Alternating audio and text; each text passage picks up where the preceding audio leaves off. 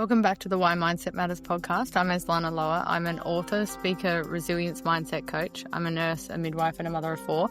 And if this is somehow the first episode of mine that you've found, I do want to start by providing a trigger warning. I do discuss the loss of my teenage daughter, Riley, to suicide.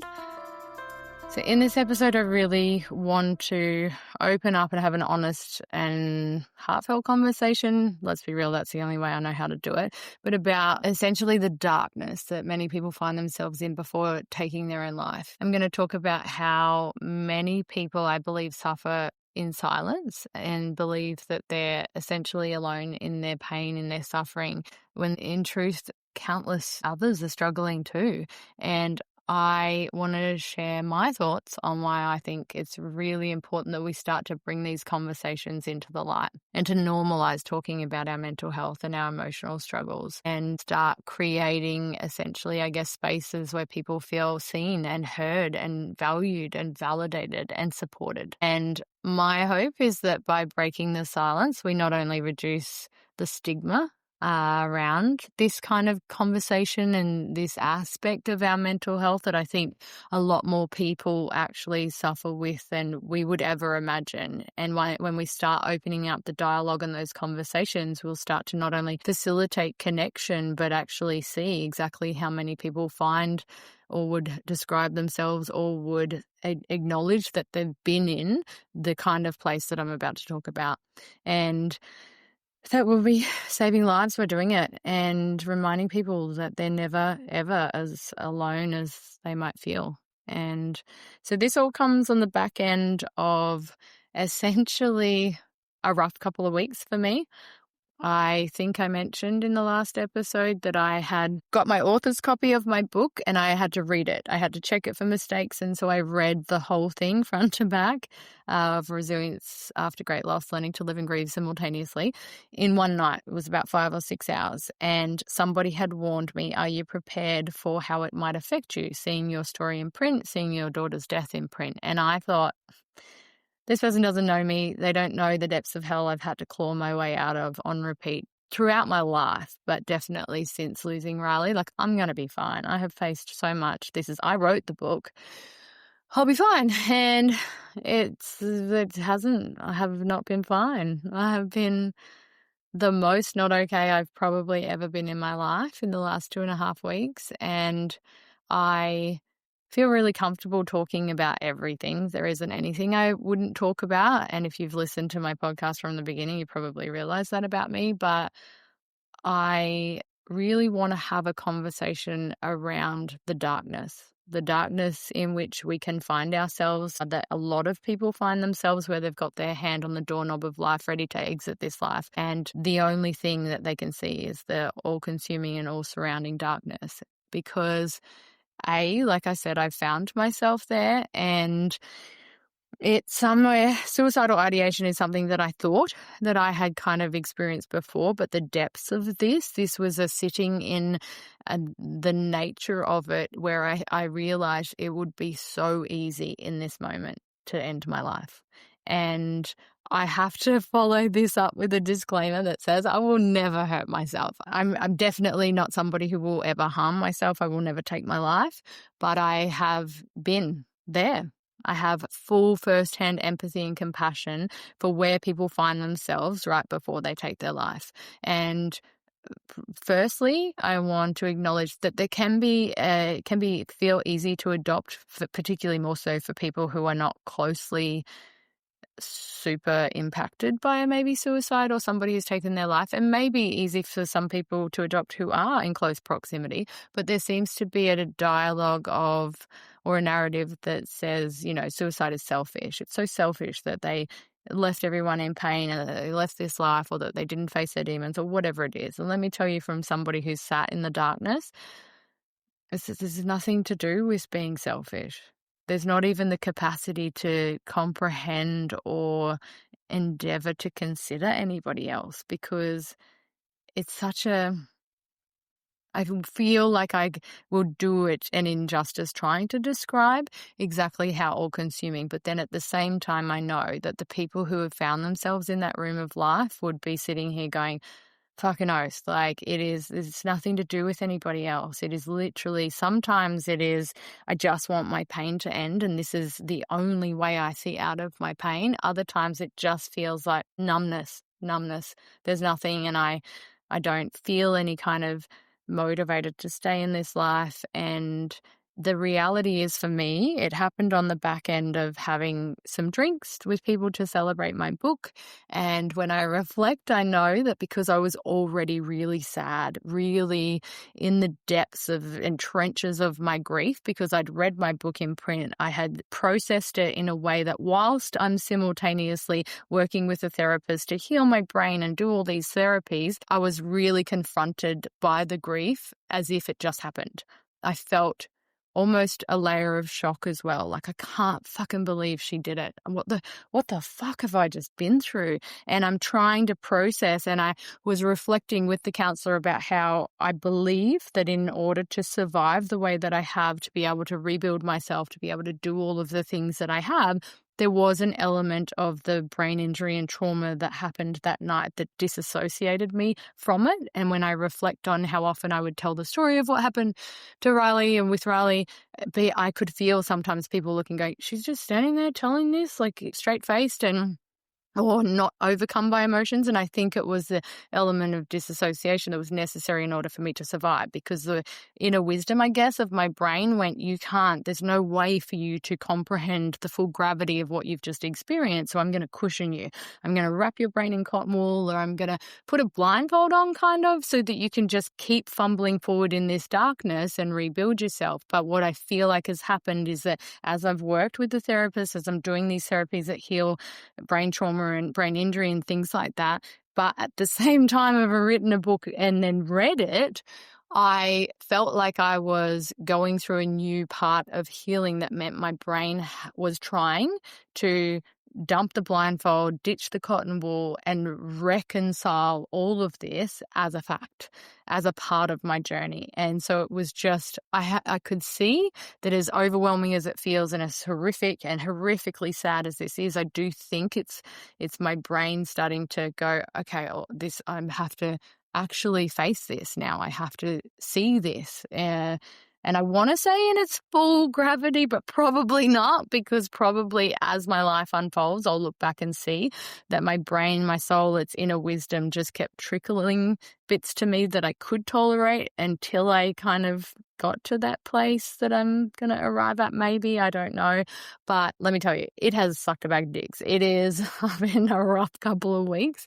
And I went out for drinks in this sad place, and the company was beautiful, and I had an amazing night, and I very rarely drink at all, so I didn't drink too much, and I spaced 5 drinks across probably 12 hours and was safe and appropriate and under the limit to drive home. But in reflection, I didn't have any feel-good hormones in my brain and body to deplete, with alcohol being the depressant that it is. So even with the limited alcohol consumption that was spread out over those hours and not being drunk when I got home, I did get home to being alone and sitting with this darkness where I just was numb and could easily have taken my life.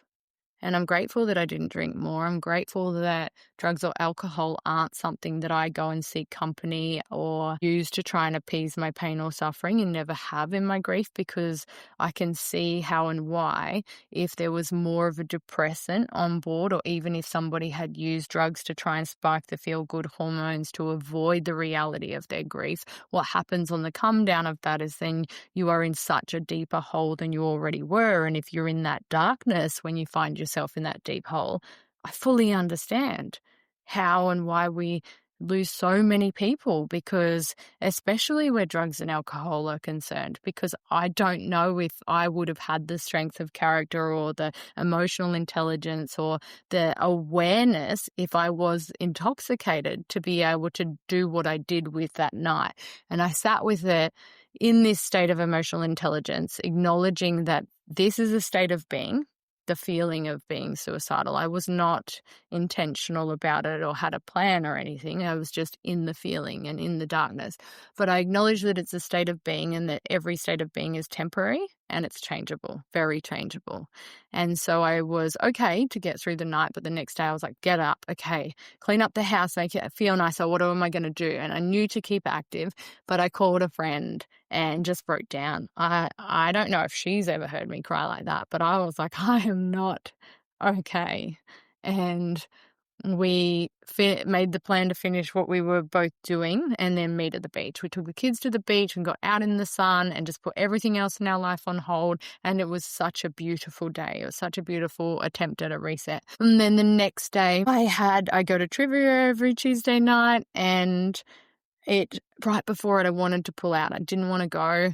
I could easily have rationalized, I don't have the social battery for this. But when you're in walking that thin line of depressive symptoms and trying to keep your head above water, your choices matter so much. Because had I chosen to self-isolate because I didn't want my sadness to negatively affect anyone around me, then I would have inadvertently fed the sense of isolation, the feelings of depression, because I wouldn't have put myself around positive company, but also had the opportunity to just let more people know I'm really not okay. Like, I'm really struggling. And I think the key for me is realizing that there's nothing wrong with I need to keep moving. I need to put myself in social situations because I had so much fun. I left and my face hurt from smiling, and I realized that the social interaction is the nudge that pushes your head above water so you can take that much needed life-saving breath of fresh air. And if you keep the momentum going and you keep having things to look forward to and you keep putting yourself in the right rooms around the right people, you'll keep coming up for air. But I also have a circle of people where I can sit in that and I can say, I have not been okay. I have been really sad. I've been in a really dark place, or open up to them about. And I don't know if it is the fact that my life has been so much trauma and so much fuckery, but it's been ringing in my head that part where Bane says in Batman, he's talking about how Batman had to adopt the darkness, but he was born in the darkness, molded by it and affected by it. And I very much relate to Bane, but I think because I was born in the darkness and molded by it, maybe so much trauma in my life is why I feel really okay having such an open dialogue and talking so frankly about everything, including the darkness or suicidal ideation or whatever it is. Maybe it's my personality type and the fact that I'll talk about anything.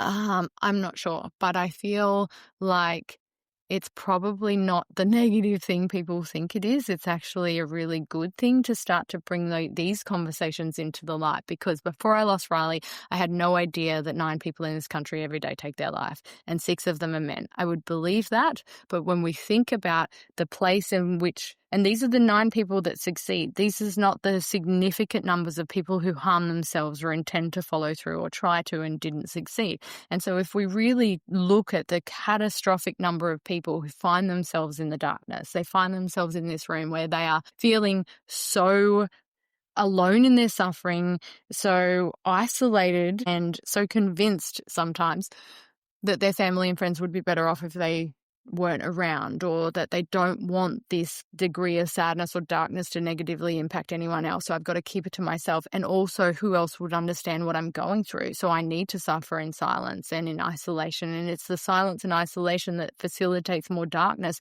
where we end up convincing ourselves of whatever the narrative is that helps facilitate people following through and living this life. And if we actually, when we're there, just yelled out, hey, if there's anyone else here, can someone just turn the fucking light on? And what would happen is the light would come on and you would find that this room is likely full of people, and people you least expected, but so many people that were all in the same room, all fumbling their way around, not looking for the light, so convinced that they were alone in the darkness and that the only way out was through the doorway. But in reality, we're anything but alone in our suffering. It's the isolation or sense of isolation is facilitated by silence when we don't speak about it. And it's interesting because I talk so comfortably about it, and because I say to people, man, I've been in that fucking dark place. I would have been easy for me to end my life like this last week. I will never act on it, and I'm not a risk of that, I'm just very able to be vocal about that as a reality, that as my state of being in that moment, and likely negatively affected by alcohol consumption. So I have to reflect and go, okay, I'm going to be very careful. It's good that I haven't drunk alcohol very often. And even if I have maybe a glass of wine with a nice dinner, very occasionally throughout my grief, because I'm aware that my energy is my life force and I have so few fucks left to give for things that don't deserve my energy. But I also have such a limited source of energy trying to navigate grief in a way that sees me able to live and grieve simultaneously, because let me tell you, that takes a lot of energy. It does. And even if you get in the flow of it and it doesn't feel like it does, it does. It is like, when you put petrol in the car, you're like, bitch, how is it on empty again? I put it in like 2 days ago. It's that kind of consumption. And the better you're doing and the more you are living and grieving at the same time, the more likely you are to burn up that source of energy that you have. So if you then deplete it by alcohol, even if it feels like a fun time at the time, then you leave yourself without the reserves that you need to be able to keep living and grieving simultaneously. And that's where we run the risk of just grieving. And if we're just grieving and we're not able to keep living, which is the motion of keeping on moving forward, keep saying yes to life and putting yourself in rooms where you should be and the people are going to lift you by default, or saying yes to the parts of life that help you get your head back above water. And if we get stuck just grieving, then grief can become all-consuming. Grief can just overwhelm us and lead us to a sense of martyrdom where we're existing not in spite of our grief, but just in it and consumed by it. And then if that leads us to isolating ourselves and not wanting to burden other people, then we run the risk of depressive episodes, situational crises, and suicidal ideation that turns into a plan, intent, or following through.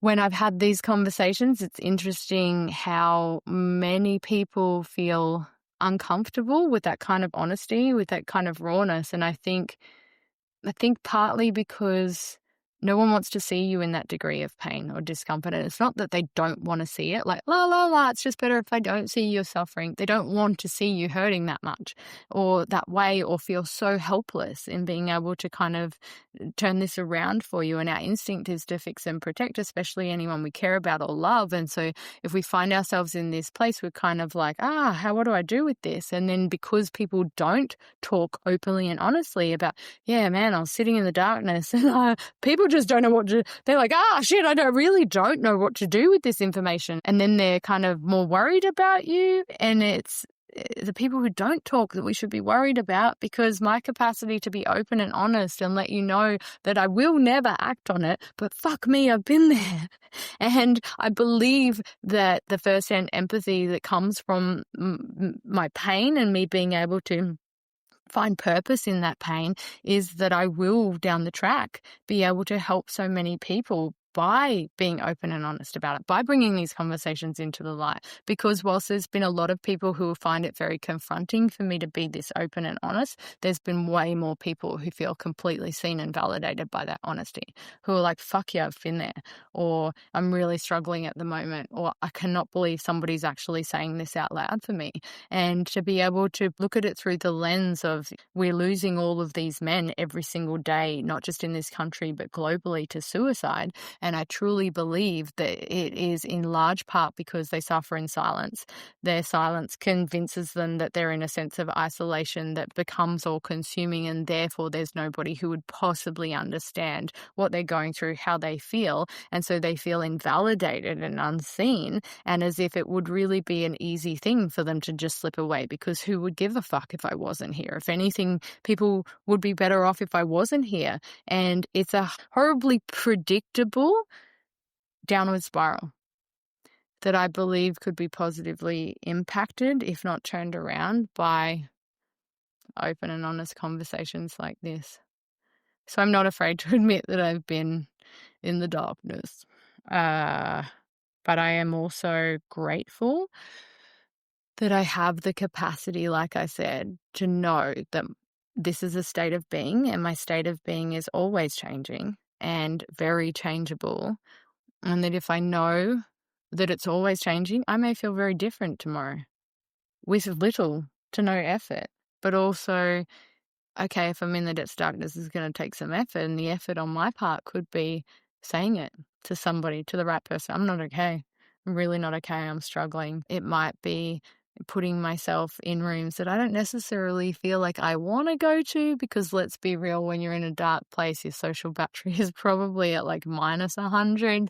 But then this is where, when I talk about how your circle matters, it matters so much. And if you're someone who's listening to this going, this is really confronting to listen to, I've never been in that place, or God, I'm grateful that I'm not there, then look at your circle before anything challenging happens, because I'm not saying that you should expect to be here, but I'm saying that how we set ourselves up to survive the biggest challenges that we, let's be real, won't necessarily see coming in life, is by supporting ourselves now and facilitating the kind of circle that if shit really went down for me, if I really was at rock bottom and for some unforeseen reason was there considering the legitimacy or validity of my lived experience or my presence here, who would I call?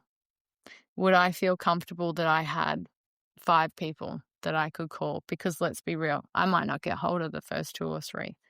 Is there at least 2 people out of that 5 that I know would answer at any time of the day, or who might take it more seriously than I am at that time, but just having the capacity to go, I'm just not okay. And I've talked about how I think we could do better with the it's okay to not be okay by actually evaluating, is it though? Because sometimes when I say, oh, I'm really not okay, people see that as a situational crisis and they go into crisis mode of trying to fix. Have you seen a counselor? Do you think you should go to the hospital? Do you think you should this, that, or the other? And it's like, hang on a minute, I'm just telling you I'm having a shitty day, which is completely valid and understandable for where I am in my grief and what I've been through in my trauma. And I'm just admitting my not okayness and sitting with it. And I'm letting you know that I'm a little bit more vulnerable today, and that we need to be okay with that not okayness, and that's very different to me saying I'm in a situational crisis and I need help. And the reality is that I stand by everything that I said, and I've so often found myself having a day in my grief where I'm just sitting in my not okayness and have to be okay with it and allowing it to be, but also allowing those around me to know that I probably just need a fucking hug. I just need to be held a little bit longer today, and more genuinely and sincerely, because every cell in my body, every part of my soul fucking aches right now, and I just need to be held, and I just need to be seen. And I'm okay with my not okayness. But this last 2 weeks has been more of a situational crisis. It's been more of a I'm not okay, and I will never hurt myself. I couldn't. The amount of pain that I live with every day because of her absence and because of the trauma of her death, I could never, no matter how bad anything got, I will never act on those feelings. I react to the feelings by seeking help, seeking company. I have an amazing lady I'm working with, as I said, who's doing red light therapy and healing my brain and my traumatic brain injury that I have from her death. And my brain is healing and it's recovering, but also all of this is kind of happening simultaneously, and probably in large part because we're healing my brain, as we discussed, it's allowing it to put down the armor that it instinctively decided it needed in order to protect me from the full gravity of the complex PTSD that happened by witnessing Riley's death. But by putting down that armor, and part of the healing is being able to process, being able to be present with my reality in a much greater sense and form than I have and thought I thought I was. And they call it growing pains for a reason. Growth can suck. It can suck and it can hurt. And I am very in tune with where I'm at in however this unfolds and what supports I have in place, and then what it could look and feel like if it got worse. And so I've got so many people around me who are aware and supportive, and my own inner wisdom that says I'm not going to let this feel darker than it has or worse without seeking help. And so I want to normalize these conversations, because I promise you that there's people listening who are going 100%. You're literally describing a place that I've been in life, or a place I've been to many times, or somewhere that I am right now. And I think us having the capacity to admit our not okayness, to be able to bring these conversations into the light, will save lives. I truly believe that we could be doing better for ourselves and each other by getting out from under the stigma of it, and out from under the manipulative narrative that says that you're broken if you're feeling this way. And it's interesting because if somebody had cancer, we would openly discuss it. We would have no problem talking. If I came to you and I said I have cancer and I'm struggling and I need supports and I don't even know what I need, but I need help and I'm really struggling with this, people would band around and help navigate or work out what it was that was missing from whatever I needed with regards to a plan or supports or whatever. And we would have no judgment in conversating around the feeling of brokenness that could come from a heavy diagnosis that I now need to navigate. But it can never just be I have to navigate the illness or the treatment. It's always the extra effects of the stress of this, or the unknown of my future, and all of these things. And we so openly and willingly discuss that. If somebody was injured, we would do the same thing. And if you said you were struggling with this injury or returning to full capacity or whatever it was, there's so many ways that our health could be significantly impacted, but we have no problem having an open dialogue and no stigma attached to it. And then we have this part of us that needs the same amount of attention and love and support, and the same sources of support and amount of support and willingness to support is there. It's just that we convince ourselves that I can't talk to people about this, or they won't want to be burdened with this, and nobody else is going to understand me feeling this way. It's like, well, imagine if you were saying that about cancer. No one else would understand what I'm going through. You wouldn't say it, because of course, no matter what kind of cancer you have, there's somebody that understands or has walked that path. You're not pioneering the fight against cancer, and none of us are pioneering the fight to maintain, sustain, or return to a healthy place in our mental health and well-being. And there's no part of our physicality that isn't impacted positively or negatively by our mental health and well-being. And when things are out of whack, everything ends up that way. Even if it's that I'm not okay up here, so I'm not going to get out of bed or go to the gym, and now I've got no energy and I'm not eating right and all these things. So my physicality starts to suffer, and all of the ways that my body and physiology release and process hormones and sleep and all of these things are tied in. And we can see it when we step back and look through a wider lens. We can see how, when I'm in a really good place in my mental health and well-being, and my mindset, my head is like just fucking nailing it, then everything feels amazing. Sleep isn't an issue. Energy isn't a problem. You move around through your life better, and you make it to the gym, or you do whatever it is. And I feel like if we could figure out how to remove the stigma associated with it and have normal conversations where it's like, yep, in a dark place, or I'm battling some demons at the moment. Because as I said, what I've found is that there has been a lot more validation that I've seen received on the listener's part of their lived experience by my capacity to speak openly and honestly about it. And it's not just about men's lives. 100% we could be doing better for our men, and that we could be saving so many lives by normalizing conversations and helping people understand that when you find yourself, and maybe you've never been there, but maybe you will, if you find yourself in that dark place and you're so convinced that you're alone and you're suffering and the only way out is through the doorway that means you exit this life, my hope is that you remember this it's not really a conversation if it's just me talking to the camera or to the microphone, but me talking to you about how in that moment, if instead we had the capacity to just yell out, Just yell, scream, do whatever, whisper for help, and just go, if there's anyone else here, can you please turn the fucking light on? And then watch the whole room be lit up, and look around at how many people are in that space with you. And it's not about misery loves company, because misery needs company. It needs a sense of community. It needs a sense of like connection and connectedness. And it's when those things are lacking that we feed inadvertently a lot of the time misery. So it's not misery loves company. I'm sad and I'm depressed, or I'm in this dark place, so I want other people to be here with me. It's not that at all. It's I'm in this dark place and I had no idea how many people are here with me. And that they also, if they just knew I was here with them too, would potentially feel so seen and validated that we would open up the channels of communication and connection that serve as life-saving and life-altering aspects of our basic human needs being met. And that is the human need for connection.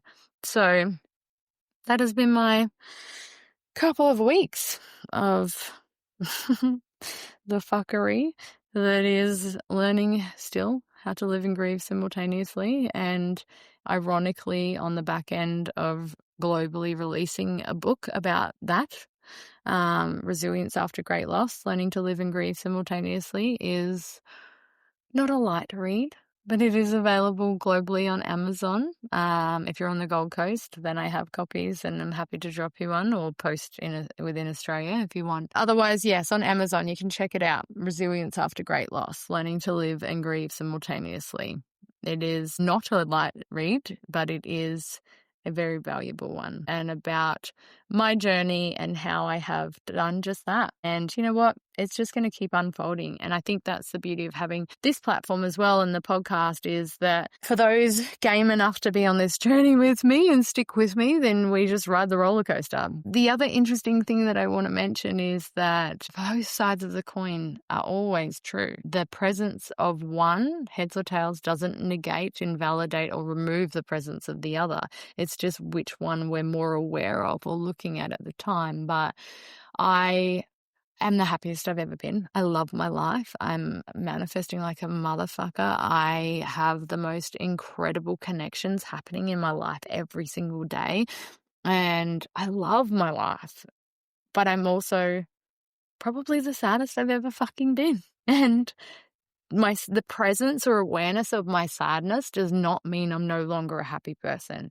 And the beauty of happiness for me is it's not a state of being, because remember, our state of being is temporary and very changeable and could be impacted by external factors, internal factors, our hormones, our sleep deprivation, our sleep, everything, all these things, right? So if I perceive happiness to be a state of being and my state of being is ever changing, then I'm going to be in this futile, ongoing pursuit of happiness that seems like an unsustainable, ridiculous challenge.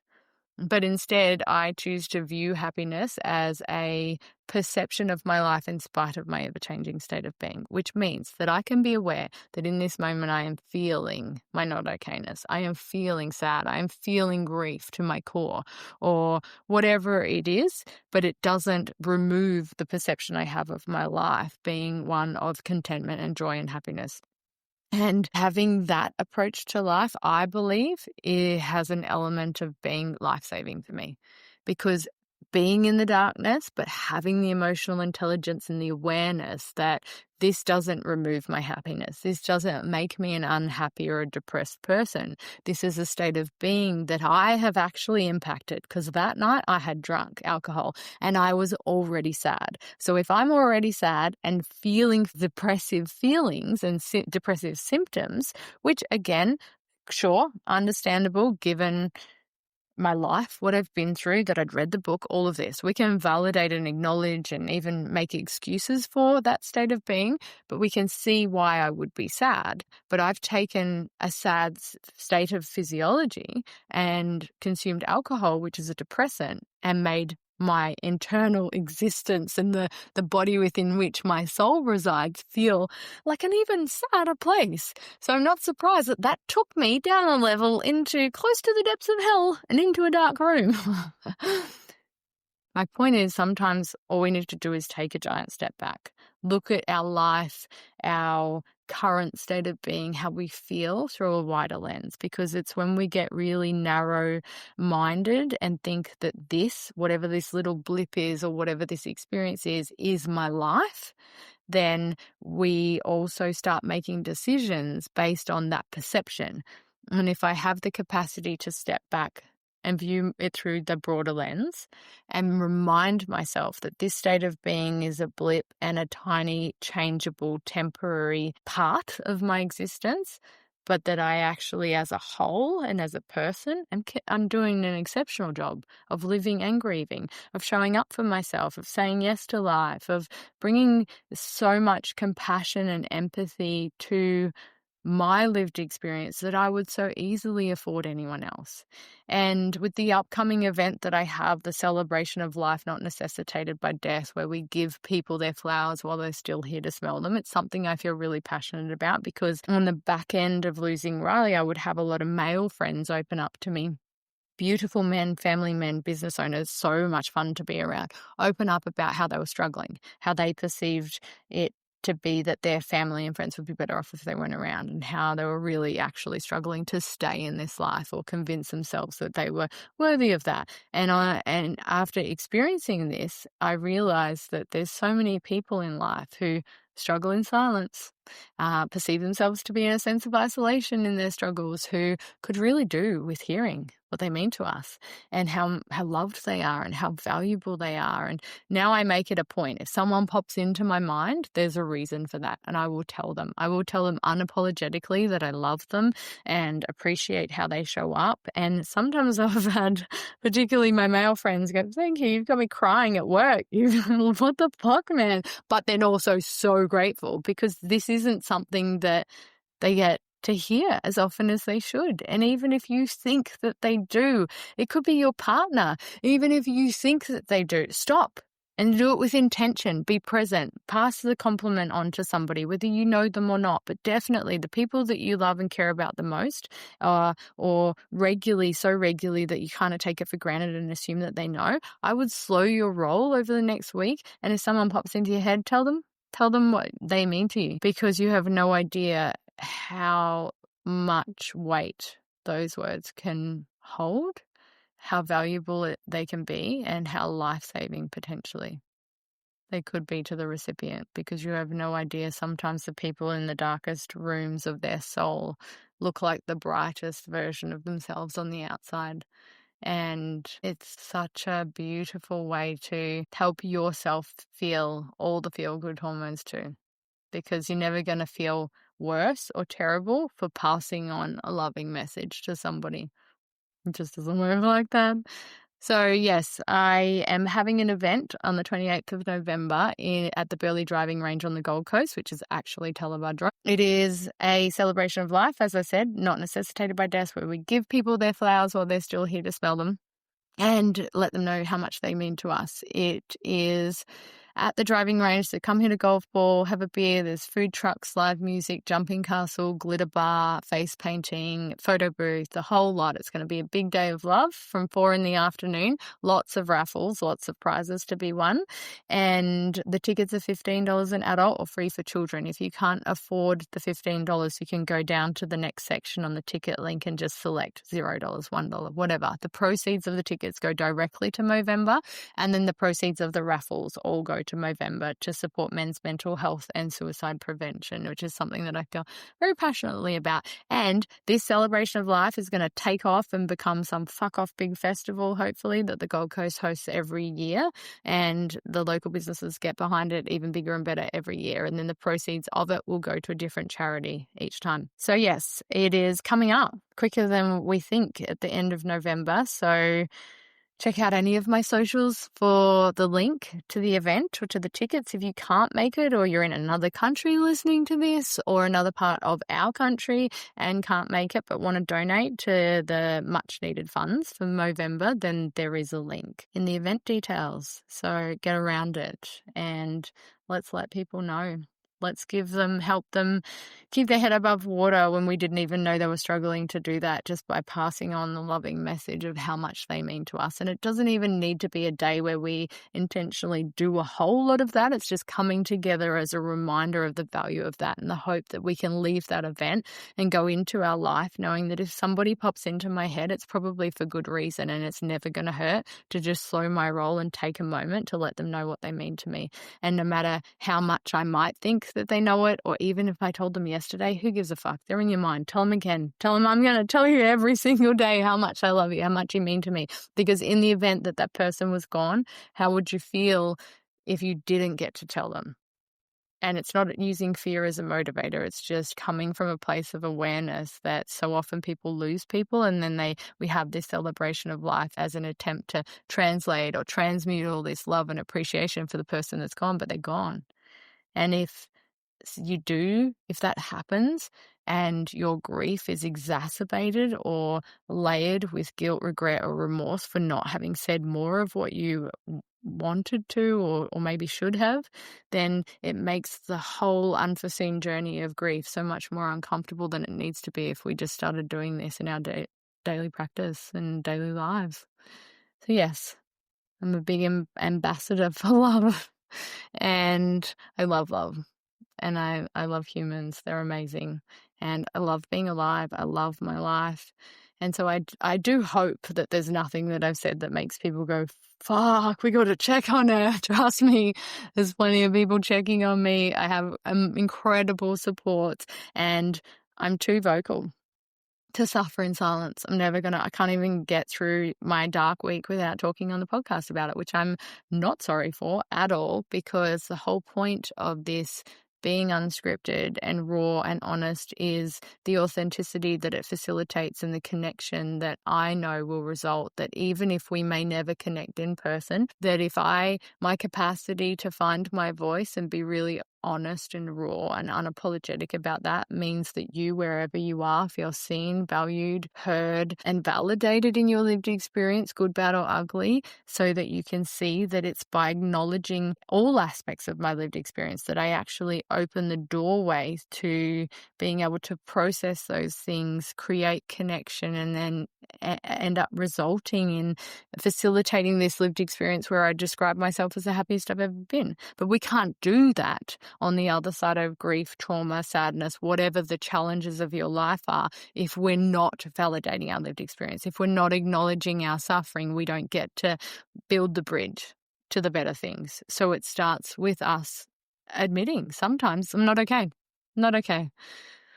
And making sure that we have a really good circle around us so that when we need to admit that we're not okay, we feel comfortable doing so.